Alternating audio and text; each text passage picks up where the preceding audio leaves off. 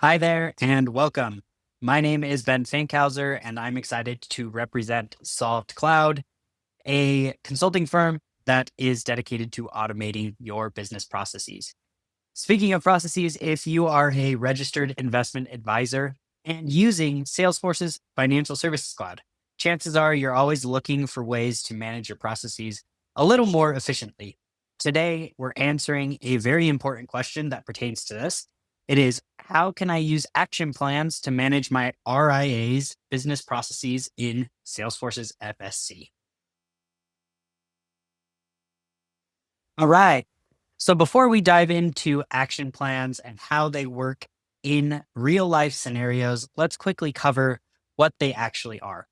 So action plans are pre-built templates made up of tasks, document checklists, and due dates. You can think of them as repeatable workflows. You can assign these to clients, to households, and to your employees. Each action plan ensures that a step doesn't get missed. And with action plans, you can automate task creation and assignment. You can set task dependencies and maintain the order of those tasks, attach required documents to specific tasks so that you can manage those documents and have a clear understanding of where those live.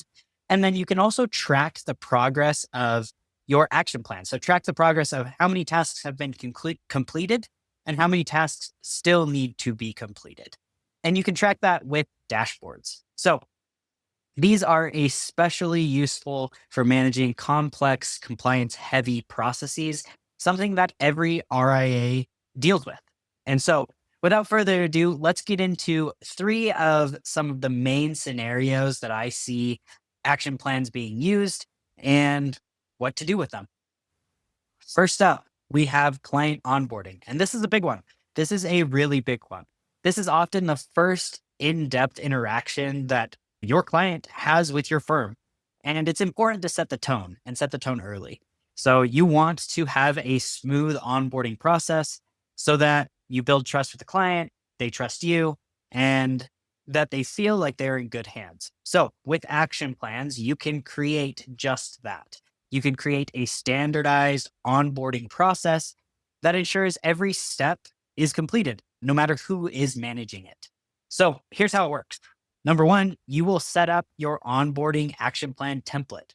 This is going to include the tasks like sending a welcome email or gathering documents or setting up custodian accounts, etc. And then you can assign those tasks out to everyone who is in charge of those. You can assign those to your team members as well as to the client. So it really facilitates smooth interaction, smooth communication, and facilitates just like a nice onboarding process.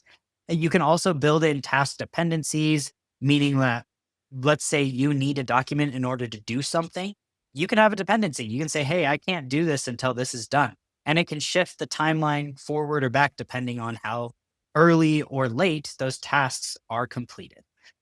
And of course, you can manage all of this with the dashboard. You can view and have visuals of your progress of all of the tasks that need to be completed, all of them that have been completed. So moving forward, let's talk about the second scenario that I see action plans being used in, and that is annual reviews. So annual reviews are essential touch points for maintaining client trust and meeting fiduciary duties. So it works in the same way. You're able to create a template called annual review. You can have certain tasks launch every 12 months, you could do a quarterly review, whatever you want to do. Include the tasks that you need to go over, meaning like prepare performance summaries, review client goals, updating risk profiles, etc. And then assign those to key individuals on your team. So whether they're finance individuals, whether they are customer success individuals, managers of that account, whoever needs to be in charge of those tasks, you assign them to them, and then you keep track of them on dashboards. So it all kind of is circular. You have the template, you have the tasks, excuse me, and you also have the visibility into how you are trending. And finally, let's look at a third scenario that people use action plans for and RIAs use those for. And that is for financial plan development, something that typically involves multiple people, multiple steps, and multiple data sources. So, same thing, you're going to build a template with necessary planning stages like data gathering, risk analysis, and plan drafting. You can put document checklists of like, hey, have we received all of these documents? Set the dependencies, assign the tasks out, and then manage it with the dashboard, manage it with the visuals. Those are the three use cases, three scenarios that I feel are very common when it comes to RIAs using action plans. And, I think it does a good job at, organizing your team, organizing the tasks, and making sure that everything gets done and nothing gets lost in the ether. Hey guys, thank you so much for watching the video. I really appreciate you tuning in. If you liked the video, smash that like button below and subscribe to the channel.